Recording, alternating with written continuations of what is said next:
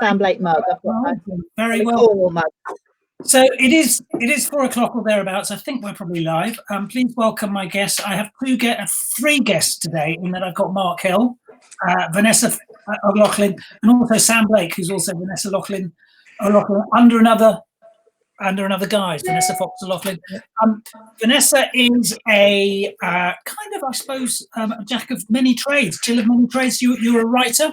You write thrillers, or you're one of us, but you're also you organise a magazine. You run a magazine in Ireland called writing.ie, which is an online magazine, has a huge following in Ireland, and you've many strings, many bows.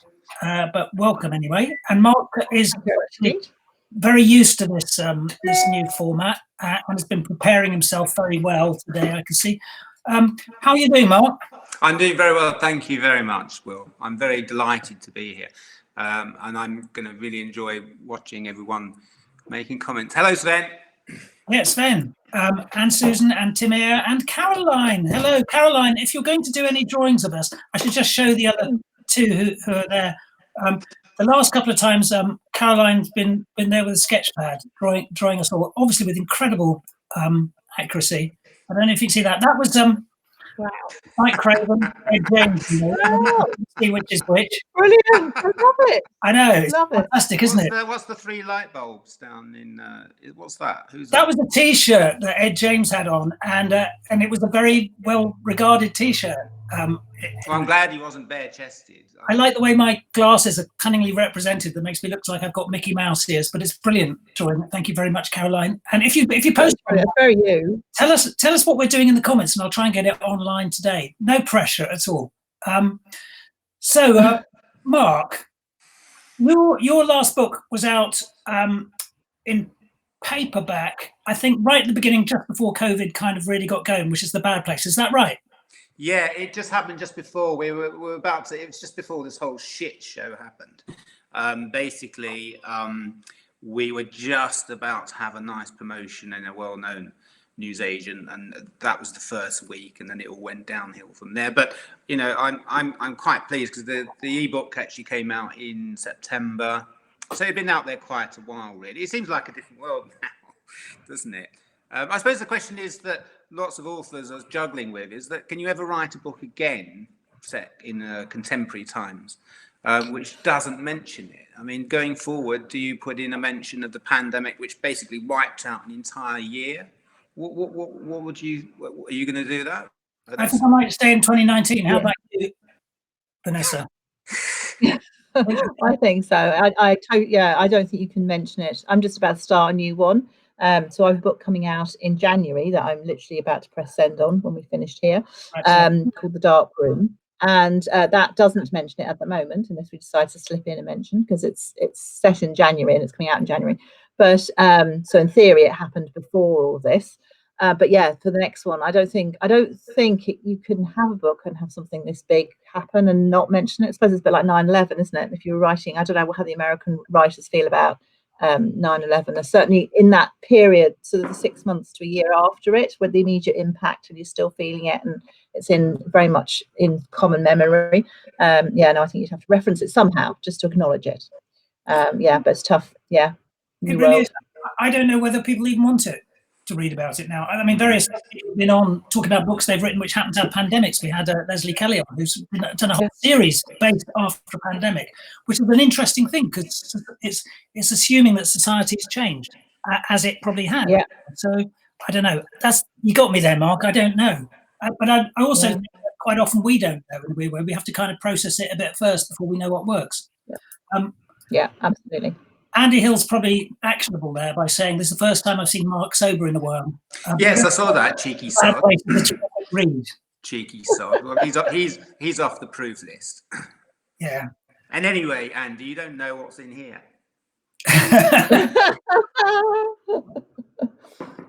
Sun's out over the yard arm, Mark. You're grand.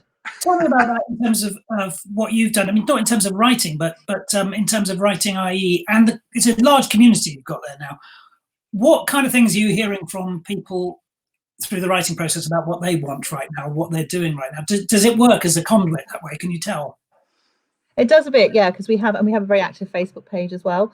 So we get comments from that. Yeah, no, writing.ie has about 100,000 views a month, so it's really big. And from right across the world, it's not just Irish people. There's a lot of Irish authors on it, but Mark, we need to get you on too. And I don't know if we had you, William. We definitely need to get you in too. So yeah, it's huge. But I think the biggest thing is that, and I think it's happened to me too, is that when we first went into lockdown, we all thought we had all this extra time, and so therefore we were going to be able to write, and we were going to be able to create. And wow, where was this time had arrived that we always craved. And then you sat down and you couldn't do anything because you were nearly like in shock or something, adjusting to the new world order. And I think now people are perhaps just starting to come out of that. But it's certainly taken me a month, I'd say, to adjust to just trying to get everything done and being as productive as possible, because there's definitely it's definitely changed, and I think trying to adapt to that psychologically is really important. So yeah, so we've seen a lot of that. A lot of people looking for ways to get rid of writer's block, how to use their time, really. And I think they want to be creative, but then they can't because there's this thing out there that's causing that deep psychological worry, and even if you don't think you're worrying about it, it's there underlying, and I think that's overcoming that is the issue, really. We're not all go-getters like William here. I mean, I do sort of sway from sort of utter despair to kind of like, let's get this thing done from day to day, and it's hard. It really is hard. There's no point in not thinking of it as a roadblock to your usual productivity. Yeah. I think it's tough, and I think that's it. People feel that they should be doing stuff, and then they can't, and then they feel it's like that whole thing, when you've got a deadline and you've got writer's block, that you feel that you then beat yourself up massively because you can't do it because it's not happening, and then you feel guilty, and then that all becomes its own. You get onto this hamster wheel of disaster. So I think the key thing for people is just to chill and relax, and it'll come, and not set yourself goals that aren't achievable. Just little bits, little increments. It's just about even if it's only 10 minutes a day that you can write for. Think about the book or whatever it is, and that thinking time, that sort of percolation time, you guys know, is so important. It's that that time where the story sits and brews. So time's never wasted as a writer. I think that's the thing. I also think there's this terrible thing, you get emails from people saying, as you're doing nothing, do this for me. Kind of thinking, well, of all the workplace, I mean, I'm probably different. I'm not finding my work rate necessarily interrupted, except for I've got lots more other things to do as well. And I think that's the thing, is like, in some ways I've never been busier. And I think writers are already busy because we've got no excuse to stop in a weird way. Do you know what I mean? We're kind of geniuses at working from home. That's what we've done. Well, that's it. Yeah. And then you have to, don't you? And you're adapted to that. So no, I've never been busier. It's mad. It's, because now we're fitting in the Zoom calls and the chats and the extras like this, which is fantastic. It's a lovely opportunity to be able to speak to Zoom calls? or Facebook. I mean, and we've never done before. I've always been a plodder. I mean, I write 7 days a week, and I sort of force myself to sit down and write. I'm not, it doesn't, at the weekends I won't write a hell of a lot, but it does ground you. I'm not sure how I'd feel if I had a deadline. I mean, luckily, I sort of just delivered the copy edits on my second book, which is not out to March now. But that would be a hard thing to do, I think. I think I really like this comment we just had from Jackie Morrison. I have lots more people around the house. Oh, wait a minute, it's just my husband. But it's true. Even my cat freaked out because the house is now full of people all the time. And my cat can't walk out. It just used to be used to the house emptying out at the day and me sitting quietly and getting on with stuff. And the whole pace of life changed completely. But anyway, enough of this. Mark, tell us about The Bad Place, which is the one out now. You created a new character, Sasha Dawson. Where did she come from and what makes her so special? Well, I think I wanted to create a character who was totally unremarkable in every single way. And a lot of critics would probably agree with me that I succeeded. I suppose with detectives, there's always that sort of trope of the dark secret or the sort of the strange psychological quirk or the drinking habit or some kind of thing that they're always grappling with. And I just wanted to create a character who had none of that, really. I mean, there's something in her past which I think you know, impacts on in the first book, but it's nothing that hasn't happened to many people. And I suppose my last character, Ray Drake, was one of those kind of guys with a dark secret, and I just wanted to go completely the opposite way, and also write in a very different style, which was sort of light, and where you'd like all the characters, even the nasty ones. And I really wanted to sort of try to sort of, you know, charm the reader a little bit, instead of sort of, you know, presenting them with lots of repellent people. Thank you, Joy. And I don't know. I mean, I really enjoy writing it, and I find it a joy, really. I think and could I just say, it's 99 pence right now. It is 99 pence. It is 99 pence. Wow. Fill your boots, people. So we need to get that ordered quickly. Absolutely. And tell us about your new book, Sam. Well, how new is it actually? Keep Your Eyes on Me, which is the start of a new as well. January. That's a new. It's not a series; it's a standalone. All right. It came out in January.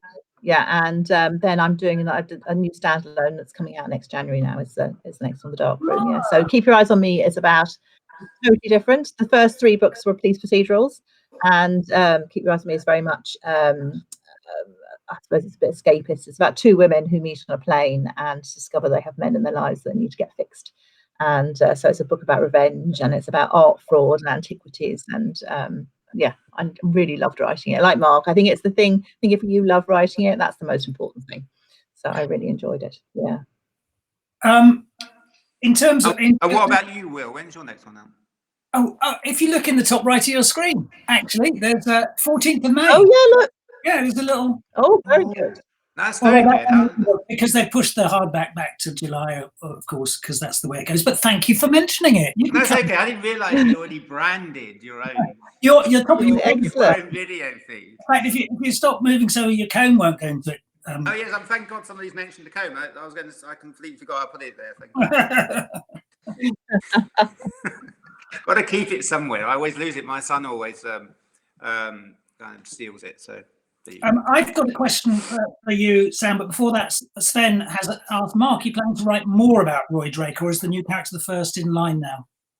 Well, I have to. I'm kind of contractually obliged to write about Sasha now, although my next one's a standalone, strange enough, as well, which is a totally new challenge for me. I'm going to have to let the dog in a minute. She's scratching. But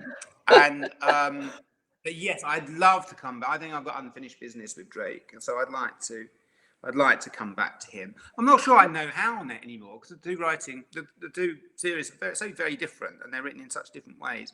And I do enjoy the Sasha voice, and it feels very natural to me that I'd have to sort of man up a bit to kind of write about Drake. And with my comfy elasticated trousers on, I'd have to wear something very uncomfortable, I think. I'm going to just let the dog in. Carry on. You let the dog in. Quite often I've had to go and let the postman in during this stuff. But actually, I was also considering a section on this where everybody has to stand up and show what they're wearing below the screen. But that would be unfair. That's but cool. your series is, was based in Ireland and was about a member of the Gardaí. Cat Connolly, the detective. And that's an interesting thing, because you're actually an immigrant into Ireland. So was that I am, yeah. Right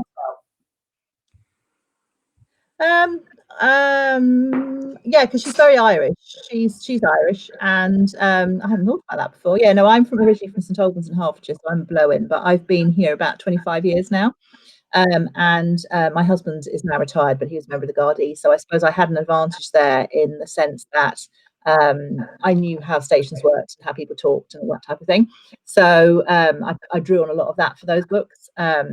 And I met some really feisty, fabulous girls that he used to work with, who I suppose I would have drawn on for Cat Connolly. But no, she's very Irish. There's a few. I'm trying to think if there's any English characters. I don't think there's too many English characters in those books. Then the Keep Your Eyes on Me is set more in London. It's an Irish cat. She lives in Irish, but she's actually from Sicilian origin. The key character, Victoria, and the other girl in it is Lily, who's English. And so it's set in London, and then it goes to New York, and then they come back, and then there's lots of bits. And the key scenes are in around Dublin, around near where I live here. So it's a whole mixture. Yeah. So I suppose you cut your teeth on the first things, and then you can branch out from there. Is the dog all right now, Mark? She's just gone away again. I was going to say, oh, look, I was going to say you're going to have to show her on screen, but clearly not. I will. I was trying to catch her, and I was going to hold her. I'll promise. I'll try and hunt her down before. Not literally. Very good questions. But before I go, I want to ask Sam about, again, in writing.ie, because it's a web-based thing, so it obviously fits this current time. Are you changing what you do? Because I know you do a lot of workshops and things like that through the website and stuff like that. How are you coping with COVID? So we're doing a live series using the same platform you are, a Facebook live series with Simon Trewin, the literary agent, every Friday at 12 o'clock. So for anybody who is interested in getting published or wants to find out how the publishing industry works, it's called, I get this wrong every time, it's called Everything You Ever Wanted to Know About Publishing But Never Dared Ask. And literally we started right back at the beginning with submission letters. I think we're at week 5 or 6. This week will be week 6. And they're an hour long each one, so there's loads for people to catch up on. Last week we did the business of publishing, which is all about contracts and how people get paid and that type of thing, and we're building on that this Friday. So we're doing that, which is great, and that's had a huge traction. It's been great, loads and loads of people joining in for that. And then next week I'm doing another challenge. We're doing a writing challenge, which was a whole series of prompts. Originally when I started writing, I started in workshops around a company called Inkwell, which is now a publishing consultancy, but it started off with writers' workshops. So I've got mountains of stuff, fantastic stuff that we've used in workshops. So basically we're bringing that together, doing it on Facebook, and it's a week in a private group that people can join, and they get prompts, and then I critique all the work, and we do Facebook lives, and we do every single night. So there's coaching, there's critique, and it's the idea is to help those people actually who are stuck, really, I suppose, get those creative juices flowing again. So you can work on your work in progress, or you can do the prompt, just something completely new. So we're adapting, and we're doing lots of different stuff. This week, I think today is Monday, isn't it? We are completely giving writing.ie a facelift, this might not be the best time to be doing it. When you do something, it can all go horribly wrong. So it's going to be pretty much locked down for a couple of days, and then it'll be a completely new look. So we shall see what happens. But I'm really excited about that. So so we'll be giving it a bit of a lift. I should just remember saying that I'm actually doing a online course. It's supposed to be face-to-face, is now going online with New Writing South. So if you go to the New Writing South website, it's about how to finish a novel. So that's the most important thing. Yeah, and also, so I'm going to obviously be scouring writing.ie for any tips on that myself, because I don't know. Right, the ending. There's some questions here for Mark, actually. Hold on, we need some good one there for Mark. How do you avoid the quirks? Well, quite frankly, he hasn't. Mark's never avoided. Oh, in his book, I don't know. Andy asks, there's some sense of trepidation in dealing with crime and mystery with children, writing children, and obviously that's a big part of The Bad Place. Did you find yourself treading on eggshells on that? Yeah, I don't go. Actually, my first book is also partly set in the 80s in a children's home, and that's far darker. So I guess I've written 2 novels which involve peril involving children, and I don't go near any of the dark stuff, really. It's not something I'm interested in, and actually I find that's part of what I wanted to do, to sort of imply stuff rather than sort of spell it out, as it were. I mean, at the beginning, beginning and end of it, it's meant to be an entertainment, and I don't really. I'm not the most sort of issue focused writer. I just want to entertain and to write sort of vaguely readable novels if I can, really. And that stuff just doesn't interest me. It's just that I came up with 2 ideas that involve children getting murdered. Now, before you were doing this, you worked in radio for many years, didn't you, Mark? Yes. And you worked with some people doing sort of interview-based sort of live shows, I believe? Yes. So what am I doing wrong? Oh, well, how long you got? No, you're doing very well. I'm not an expert. I mean, I used to sort of just stand there and sort of switch on a microphone while other people did it themselves. Yes, I kind of miss it. We were discussing this a bit earlier. You know, I'd quite like to do something like this myself, but I'm incredibly lazy and basically uninterested in other people. So actually, I don't think I get very far with the research. I take my hat off to you for kind of talking to such a wide variety of authors. Artists. I was going to say artists, yes, and I thought, my God, I'm from Essex. Why am I saying artists? Authors, writers, and knowing, you know, enough to get you by. I don't think I'd be able to do it really. Although I am available for events, and, you know, if payment is involved, anybody out there, I'm happy to do it as long as we are safely socially distanced, obviously. That Jackie Morrison comment is, I'm pretty sure that's about the Kathy Connolly. There's some lag going on between when I post them, but I'm pretty sure that's about the Kathy Connolly series that Sam Blake was writing. Sam Blake, if you've just... What's happening next week, Vanessa? I think that's actually talking about, Jackie's one of our regulars on Friday, listening into Simon. So I think can't she just text you? Does she have to come and do it like publicly? She's great. It's great. It's lovely to see. You've got a great bunch here. Obviously, you've got a bunch of regulars too. It's really lovely actually when you do something like this, and then the same people keep coming back, because we're starting to feel like we've got a little club on a Friday now. You must be feeling the same, William, to the same names coming back up. It's fantastic. Bunch of people here. They're all very lovely. You talking of events though, you know, you are involved in Murder One, which is one of the big Irish crime festivals. And tell us what about it. I mean, I know last year, I mean, you had an amazing lineup, didn't you? You had Jeffrey Deaver and James and Karen Slaughter and people like that coming over. This year, slightly different. But tell us a bit about the festival. Well, you're getting a scoop now, because originally we thought at the start of all this that we would delay Murder One to next year and we'd skip a year. But now what we're doing, and this is hot off the press, is that we are combining with the Dublin Book Festival in November. And so because we have, obviously, it's Ireland, we've got lots of literary festivals running. And there's a lot of toing and froing and about 1 million variables at the moment in terms of like date even, and what we're going to do and how we're going to do it. But we are basically looking at running Murder One in November in some shape or form. Court, which is one of the big festivals that ran this weekend, completely digitally and online, and it was a huge, fantastic, got a fantastic response. So we're looking at that. We're looking at, do we have an audience? Don't we have an audience? Is it a socially distanced audience? Where are we going to get people from? All of those things, massive. So it's big in discussion, but it's definitely happening. So that's Court in Galway. You just Court's in Galway, and so they've and actually that's all on YouTube. So if anybody who missed it over the weekend, I'm sure they can watch it all back. So Anne Enright was talking to Rick O'Shea over the weekend, and there were some fantastic events. They had huge. What was really interesting is they got uptake from people who wouldn't normally get to those events, whether it was a geographical issue or an accessibility issue. So that's really sort of exciting from a programming point of view, that you can open up your doors to a much broader range of people. So I used to work, I had a project called Writers Web TV there a good few years ago, where we broadcast basically 7 hours back to back of writers' workshops. Literally it was 7 hours, it was 5 of them, and they were 7 hours long each. It was a bit like something called Creative Live, so we did a lot of TV, we did a lot of broadcast, and it was all web-based. So now we're looking at that model, and we're looking at what Court did, and we're looking at the various bits and pieces to see what we're going to do with Murder One and the Dublin Book Festival. But we're hoping it will definitely happen this year. Exciting. Do we think that online festivals have come of age?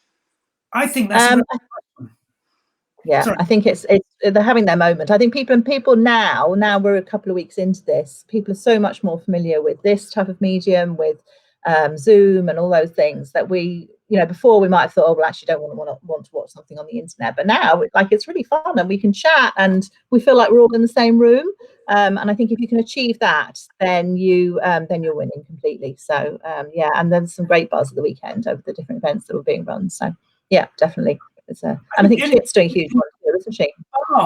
I find that's the really big thing. Such a festival is the bar, and I don't know quite how we can find, if we could only reproduce that. But the great thing is that, as you say, it's easy to come. And actually, I think a lot of people get put off by literary festivals, and a lot of people who quite like to read crime and things like that don't think crime and literary festival necessarily go together.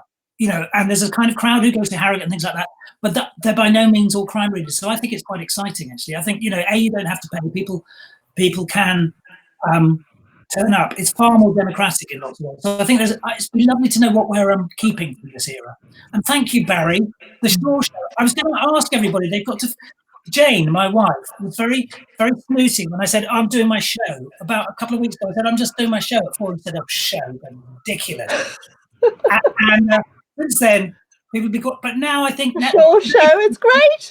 You watch tomorrow, it'll have like the Manhattan skyline behind him and this sort of polished mahogany desk. And he's got the shirt already and the glasses. The Will Shaw Show. But the question is, what should it be called? And Barry's suggesting the Shaw Show. I'm quite happy with that. But if anybody has any good suggestions, then I'll start calling it that. So that's brilliant. If it goes part with the Dublin Book Festival for exactly those reasons, do you know what I mean? I think that's a really good mix. And I think often literary festivals. Sorry, I'm doing all the talking. Often literary festivals are the ones that don't realise how much they can gain from talking to crime and bringing crime into the fold. Do you know what I mean? Yeah. A lot of them have a bit of an entry bar that says, "Oh, that's not us." They're all books. Yeah, it's fun and it's great. And I suppose we're lucky here because we're quite small. So the programmer who does the Dublin Book Festival, I've worked with before, and we've done bits and pieces. So we work really well together. And there's just a case of bringing together some exciting stuff and trying some new stuff and coming up with. I think when you've got a new platform, you can get really creative. So as a programmer, I always love looking at venue and thinking, well, what can I do in this venue? I set up something called Great Writing, Great Places a few years ago, and we took crime writers into the forecourts.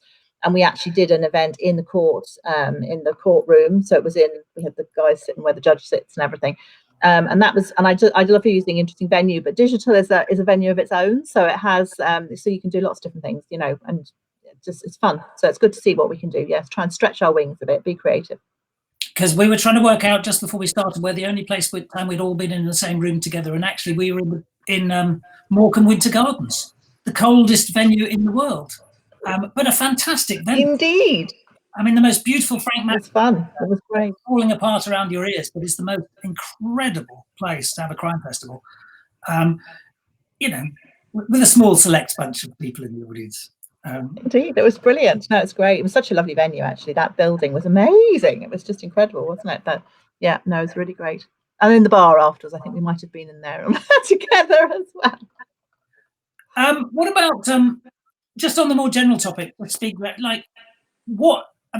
I'm learning Norwegian on Duolingo. Oh my goodness! I'm restoring a chair.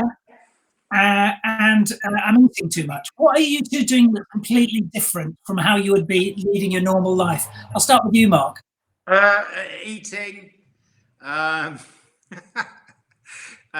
Nothing really. I've kind of I'll admit it. I just bought 2,000 comics, which I'm painstakingly filing and sorting out, and it's kept me kind of sane during lockdown. I wish I had the kind of organisation to be able to, or drive to learn a new language, and I would just make everything sticky if I painted a chair.